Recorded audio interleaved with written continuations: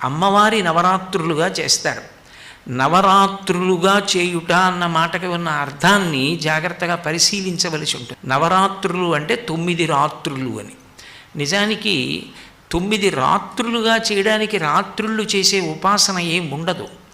రాత్రి మనం పూజ చేస్తామా, రాత్రి భజన చేస్తామా, రాత్రి జాగరణ చేస్తామా, ఏమీ చెయ్యం. కానీ నవరాత్రి అంటాం. వసంత నవరాత్రులు, గణపతి నవరాత్రులు, శారదా నవరాత్రులు ఎప్పుడు రాత్రి శబ్దాన్ని ప్రయోగిస్తారు.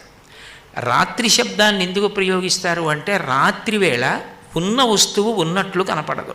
అది దొంగో తెలియదు, దొంగో తెలియదు, తాడో తెలియదు, పామో తెలియదు. అంటే అజ్ఞానమునకు ప్రతీక చీకటి.